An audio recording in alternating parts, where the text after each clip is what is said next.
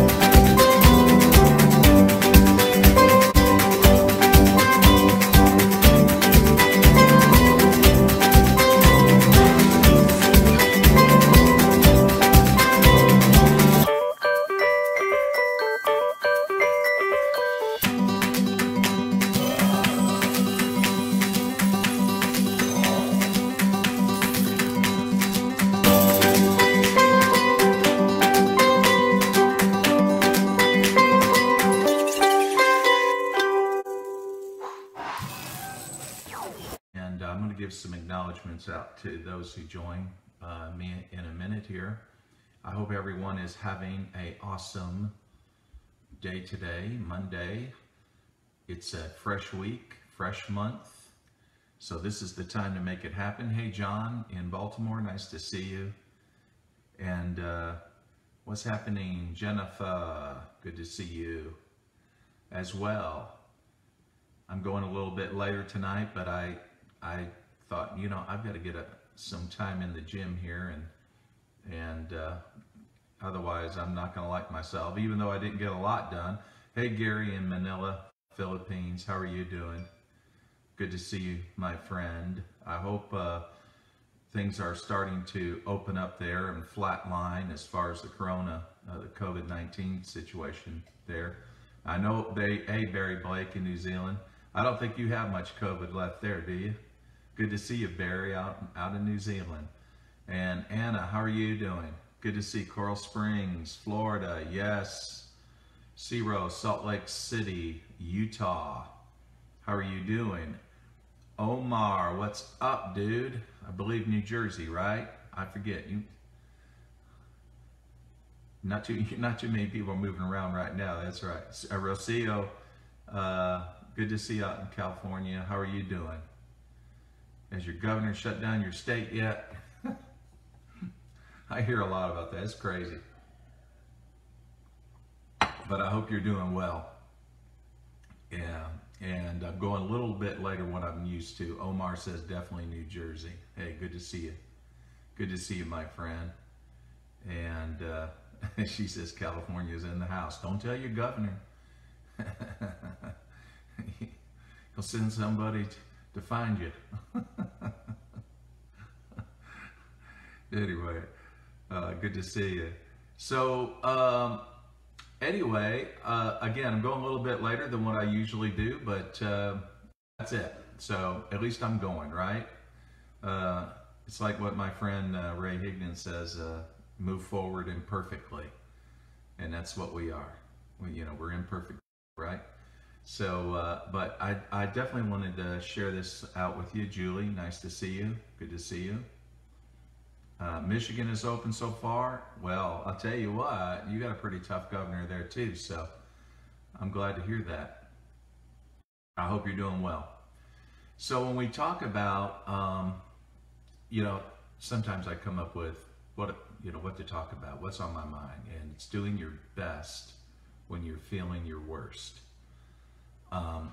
That is not a, feeling your worst is not an uncommon feeling today. I was reading statistically that we're the first, this is the first time the first time in decades that Americans have ever felt like there's no positive future. And yet there's so much opportunity out there. Again, in July, I think I would, have my most incredible month ever. Network marketing seems to thrive when everything is at its worst. But that doesn't mean that everybody that's in network marketing is doing well, right? We're always reminded by Google how many people fail and they get into network marketing. Of course, they don't understand, and most people join a company just to use a product. They never got in it for the money. But the reality is that sometimes what you do go through, trials, disappointments, discouragements, that's not uncommon to us. It's not. Here's something that I learned, and I can only share what I've learned. And that is, what used to get me down for a month, I learned to only let it get me down for a week. Later, what got me down for a week, I let it only get me down for a day. What got me down for a day, later, I learned, only let me bother me for maybe a few hours. Now it's minutes. Because I understand the process and what I'm going through. Because it's not what happens, on the outside so much as what's happening on the inside. We can control what happens on the inside. We can't control what happens on the outside. We can control how we feel about it, how we're going to react to it, or what it does to us. We have to give it that permission, right? And so when it comes to, I give you some examples, like, for example, some of my disappointments I went through. I remember when I joined my last company 21 years ago, after hitting the top position in the compensation plan, top 10 position, in my third month after doing that, my biggest leg, those leaders at the top of that biggest leg, or that team, decided to leave and go after some money games. They left. What a disappointment. Oh my gosh. It's a crisis. Here's the thing that we got to be careful of as leaders. As leaders, we have to be careful that we don't fall into the learned helplessness, where we tell ourselves stories. Yes, of course, I should have expected that this was going to happen to me. It always happens to me. Every time I hope for something, this happens.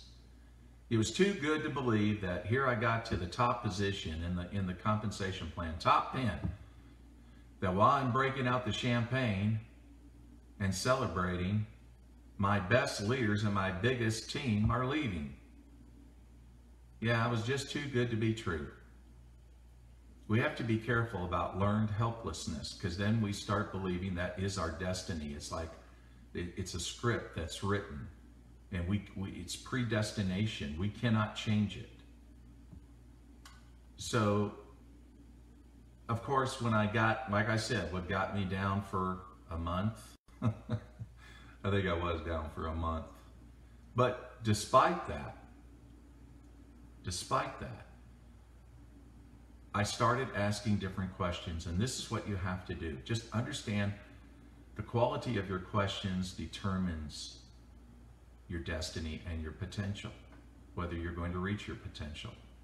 Oftentimes we ask the wrong questions, or we just make, like I said, these statements. Of course, this is going to happen to me.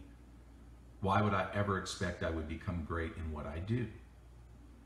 And so, at that time, I said, okay, they've moved on. They've moved on. But who's left? It's a different question. Who's left? Did they all leave in that team? No, they did not all leave. Who's down there? Another good question.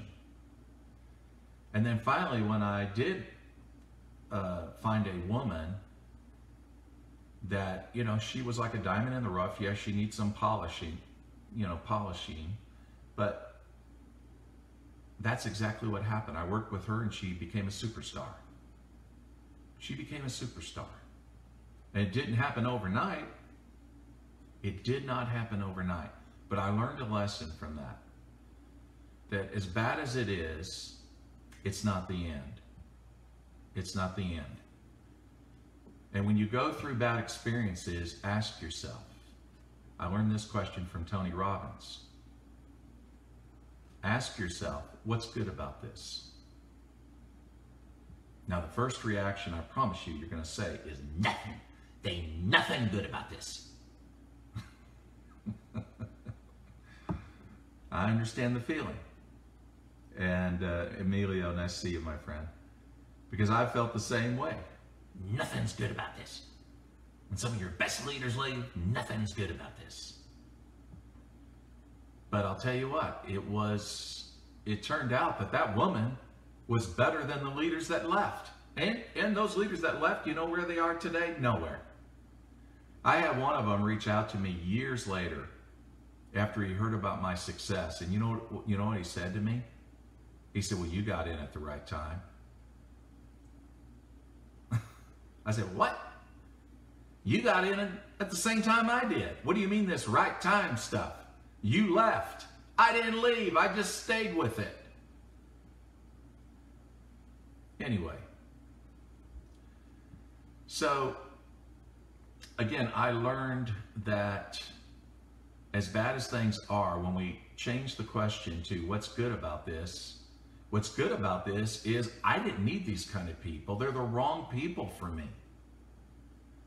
They're the wrong people for me. And I'd rather have them leave sooner than later. Had they stayed on later, they would have got to know more people in their team and they could have did more damage. So leaving was the best thing for me, even though I didn't know it at the time. And it turned out what they left behind was better than what they were. Again, when we go through bad experiences, how can we feel good when we're feeling our worst? And I learned from that experience just that thing, that it was the best thing that ever happened to me. Same thing when I lost my business. Some of you know my story. When I had a business for 13 years and 2 major accounts, lost it, went into bankruptcy, had no money coming in, it was the end of the world. It was the end of the world. It was the best thing that ever happened to me. I just didn't know it at the time.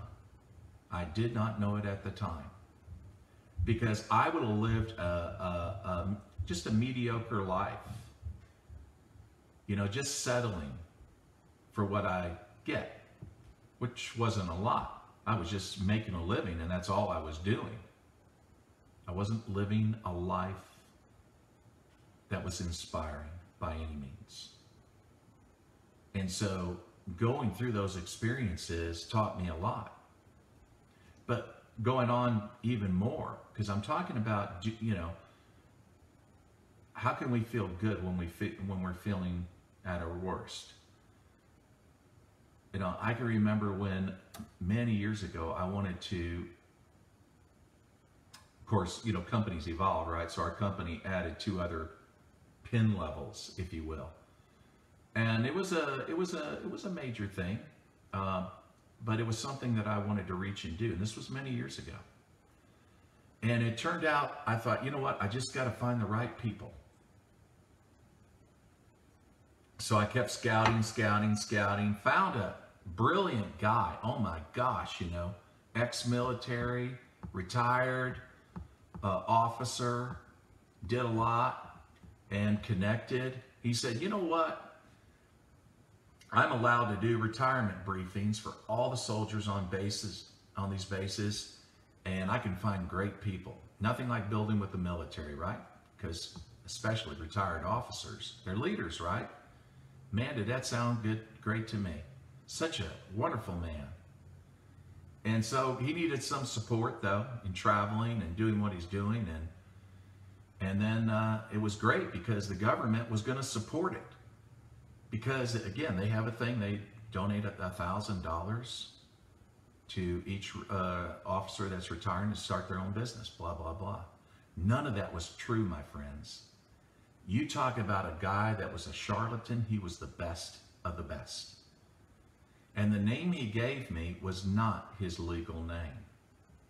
It wasn't until it cost me, I think, it's embarrassing, I think around $180,000 that I found out who he really was. And that was when I was in New York City, and I just kept, my gut feeling kept telling me something's wrong. After everything that he was doing, something is missing. And it turned out he was a military officer, and he was dishonorably discharged. The guy was a scammer. He ran a scam on a military base, screwed his officers out of a lot of money. I mean, but highly intelligent guy, highly evil too. And I managed, when I was in New York City, to find it was a long story, I won't go into it, but anyway, I found out his real name, and I found his mugshot when I Googled it. And I fell out of my chair when I was in New York City doing an event. And my leader, because the next stop off was Philadelphia, where I was meeting him face to face. And one of my leaders said, "You're not going there. This guy is a criminal. And this is dangerous." And I said, "Oh, I'm going to meet him. I'm going to meet him." And I told him a few things I expected when I met with him, and I knew he wasn't going to deliver. And he came up with the best excuses why he couldn't deliver that, met me for lunch, and I said, "Okay, then it's all confirmed. It's all confirmed." And then I said, "I got to meet with some other leaders here, so, I won't be able to spend any more time with you, but, we can get together later, okay?" "Oh, okay, sure." Then I went down walking down Philadelphia, I just went into a bar and told the guy to give me the biggest beer he had. And I thought, what am I going to do with this guy? First thought was kill him. Second, no, well, you can't do that because that's not you. Okay. Long story short, I did call the FBI. We had an interesting conversation. And guess what? He ended up doing 18 months. That was it. I thought, well, $10,000 a month, that's not too bad. I don't think he learned a lesson, but I sure learned a lesson. But I'll tell you what I was more bothered about was not the money. What I was most bothered about was I thought he was my friend. He was, like I said, he was intelligent. He looked like a leader, talked like a leader, and all he was a con artist. And I wasted so much time. That was the other thing. That was the second thing I hated most, was all the time that was lost. Again, how do you feel good when you're feeling at your worst? Well, I had an anger, felt betrayed. I thought he was my friend. I found he was not my friend. I had an anger. I said, you know what? I'm determined. I am going to find the right person. A few months later, I did. And that guy delivered. He delivered. So it was just enough. Again, it's a thing that you don't want to learn the wrong lessons when you go through an experience and then create a belief that's really not true. It's just a red light story. Here's another thing too that you leaders, you go through sometimes, and that is you spend too much time with the wrong people. I was just talking, matter of fact, to a leader tonight about this very subject, because she was absolutely worn out emotionally, trying to drag a team along that, they're just not stepping up. They're not doing the things they're supposed to do. And it's emotionally draining to her. Time-wise, it's draining to her. and the productivity is low. And I told her, I said, here's what you're going to have to do. You're going to have to be selective who gets your time, and you're going to have to be selective as to who you're going to work with. That's it. It's just like somebody I talked to even on, on a Zoom call today. I could explain some of the things that she's asking, but that's not what I did. I said, here's where you need to go that's going to answer this. There's a PDF, there's a video. Here, I want you to look at the compensation plan. Instead of me explaining the compensation plan, go to the video. I want you to go to the video. I want you to do some research on those things that you ask questions, and that's where you're going to find the information, and I'll talk to you on Wednesday. And that's it. Now, if she doesn't do that, then she's the wrong person to work with, because you have to give them responsibility, and it's teaching them how to step up and be independent. That's the very thing you want in leaders. That's why it said at the top of many of your applications in the companies that you represent and work. Doesn't it say independent distributors? Most do. Independent. I don't want a dependent person, because it's draining on your time. It's draining on your emotion. You get frustrated. And some people enable those kind of people simply because they get emotional satisfaction out of it. You may get emotional satisfaction out of it, but you're not making money, because those people will never become leaders. Those are thumb-sucking babies. That's what they are. And so the thing is, we have to teach them. Is what you remember the old saying: teach a man, give a man a fish, feed him for a day. Teach him how to fish. What? Feed him for a lifetime. You can give them a fish. That's what a lot of people do. They're feeding them for a day. Teach them how to fish. Feed them for a lifetime.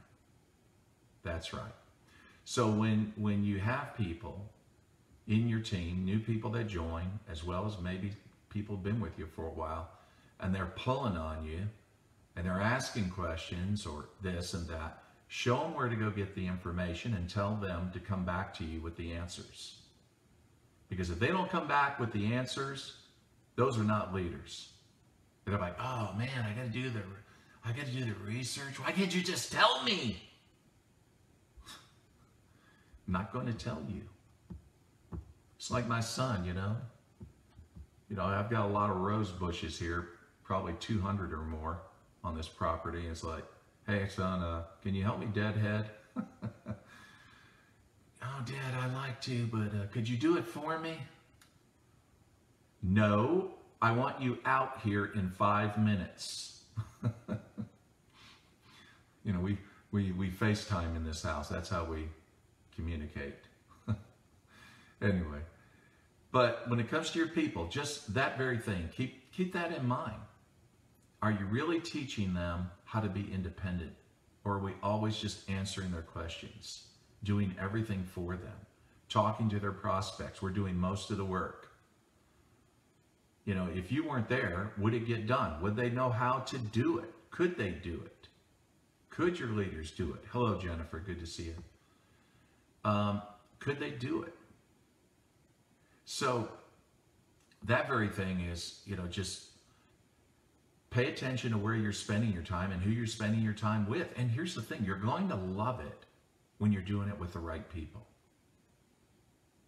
Here's the other thing about independent people. They don't need much of your time. They really don't. Maybe if they have a question that is, there isn't a video for that. There isn't a PDF for that. Okay, fine. Then you answer the question. Just answer the question for them. That's fine. Those are eagles. Those are ones that know how to fly. They know how to get this done without you. They might be better at it than you. Pray to God they are. Because if they're better than you are, I'm always looking for someone better than me. Because that's the only way I can be free. Those were the questions that I asked 21 years ago. Who can I find that's better than me? Because if I can find them, I'm free. Think about it. If you can find them, you're free. Some people don't want to be free. Again, there's emotionally needy people that join and they love to help. They want to be them. Okay, that's not me. I love people, don't get me wrong. I love people. But I want to be able to do the things I love to do, whatever that is. Tonight it's the gym. But, sometimes it's just playing my drums or songwriting or traveling or whatever, just having a good time with some people. The thing is, but if you're constantly on the phone, if you're constantly doing Zooms, if you're constantly doing trainings, that's called a JOB. It's just a different kind of JOB. Remember what JOB stood for or stands for? Just over broke. How can you be in network marketing and you're just over broke? That's not a good thing. So don't put yourself in the situation, in those circumstances that you're getting emotionally drained, time drained, and you hate what you do. Oh my gosh, I love network marketing. I love everything it's given me. And I don't consider myself an exceptional person. I really don't. I'm simply a person that stayed with it. But I did look for the right people. I didn't want to look for the wrong people. So again, feeling good when you're feeling when you're feeling worse or you're feeling bad, you're going to feel bad if you're spending too much time with the wrong people. So when I went through those experiences, and I remember back, when was this? I can't even remember that year, maybe 2004 maybe. And I said to myself, you know what? I've got one great team and 2 average teams. I need 3 to go to the top. The other 2 teams, they're not the teams that's going to get me to where I want to go. It's the wrong people. And I remember at that time, the company started registering their products overseas. And I just by chance, through emails, met a man. Somebody introduced me that invited me to come to Korea and said, you need to come now. I never left North America in my life. And despite my fears and insecurities, I went. And what happened with me was that when I got to the other side and I said, you know what? This is where I'm going to be for the next who knows how many years, because I'm going to make a run for it. And that's what I did. And I chose to live on the island of Guam. Again, you have to do that. You don't have to go to the other side of the world to find new people. I was just ready for change. For you, it might be moving from where you are to another state or another city. Who knows? But the thing about it is, I was determined to find the right people. When you reach that point called threshold, where you said, you know what? I'm done. I'm done with this. I'm not settling for this. This is not my standard. This is not the way I'm going to live my life. And you're determined to break barriers that you've never gone through before because of your fears, the things holding you back. You're going to attract the right people. It just works out that way because guess what? You walk different, you talk different, you think different, you behave differently. You have mental posture that others don't have, and people get curious about that, like, wow, why are they strong? Why are they seem successful? Why do they seem to have something I don't have? And you start attracting the right kind of tribe, the right kind of leaders that are going to be the kind of people that are going to get it. And that's exactly what I did. And those other 2 legs that were not going to get me to where I want to be, that's right. I replaced those legs. I replaced them with better leaders. So again, even though I was feeling at my worst, had a lot of fears about, hey, am I really going to be able to make this work? I understood that my whole strategy, who I was going to work with, who I was going to spend time with, who I was going to give my time to, a different person. And that's what you got to do. If you're available to anybody and everybody, you're cheap goods. And I hope you're not cheap goods. I don't think anybody on this call is. But don't sell yourself as cheap goods. Spend your time with the right people. So now, forgive me. Well, I hope you find them, Lisa. So now forgive me, but you see that back there, that door? That is my sauna, and that's where I'm going now. I'm going to turn on some Enya and chill out. Everyone, have a good evening, and I will give you a shout out tomorrow night. I hope you got some value out of this. If you did, pass it on, because you probably got a lot of leaders doing this very thing. It's just a common problem, that's all. And if you haven't got my book, Reaching the Peak, it's on Amazon in English and Spanish. So thanks for tuning in. Love all you guys. See you tomorrow.